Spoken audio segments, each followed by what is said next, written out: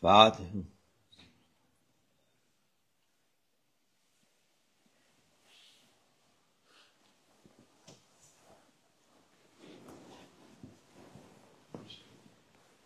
Selamünaleyküm. Euzubillahimineşşeytanirracim. Bismillahirrahmanirrahim. Vessalatu vesselamu ala Resulina Muhammedin sallallahu aleyhi ve sellem. Meded ya Resulallah, meded ya Sadat Ashabı, meded ya Müşahid, Destur Mevlana Şallah, Fezda Hasan Şah Muhammed al-Hakkani, meded tarikatuna as-sahba vel khayr fil cem'iyye. Bismillahirrahmanirrahim. Ve hulikal insanu zayıfa. Sadakallahu azim. Allah insanoğlu zayıf yaratmış. Kimse ben şöyle, ben belimde ölmesin diye Allah isterse zayıfı kuvvetli yapar. Kuvvetliyi de zayıf yapar. Onun için Allah Azze ve Celle'nin emrinde olmayalıyız. Subhanallah. Bugün de işte bu mesele oldu. O da insanların ne kadar zayıf olduğunu şey yapıyor. Allah razı olsun. Uykuya dalmışız galiba.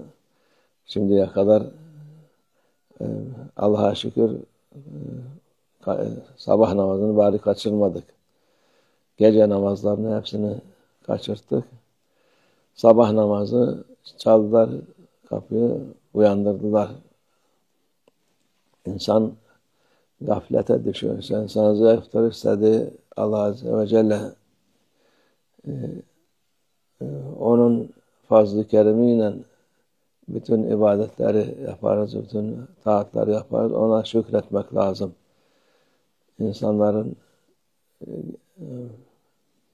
başkalarının gaflet dediğimiz şey Allah'ın iradesiymiş. İradesidir. Bu büyük yaptığımız her şey Allah'ın fazl-ı keremiyle oluyor. Ben yaptım, ben şu yaptım, tekrar yapma diye böbürlenmek olmaz. Galiba evlilerden, büyüklerinden biridir. Tam hatırlamıyorum kim olduğunu.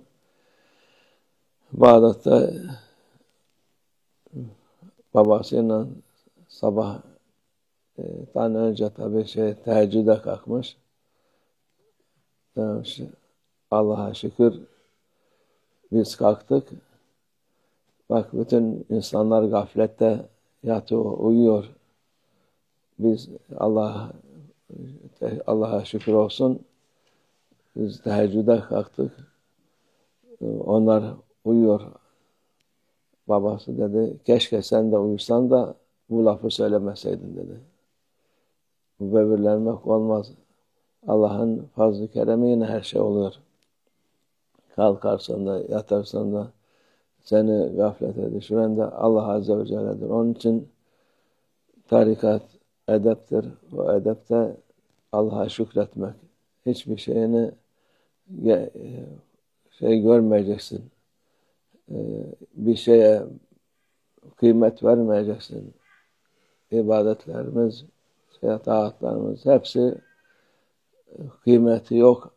Allah Azze ve Celle istemedikten sonra senin nefsini ilk başta yapacaksın. Başkalarını şu böyledir, bu böyledir olmaz. Ona mukayese yapmak nefsini, şeytanın bir oyunudur o da.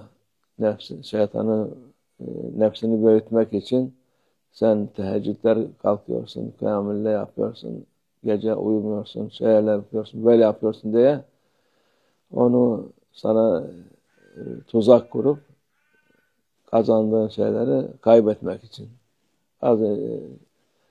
Tarikata giren bazı insanlar da benim derecem ne kadar oldu diye soran çok oluyor.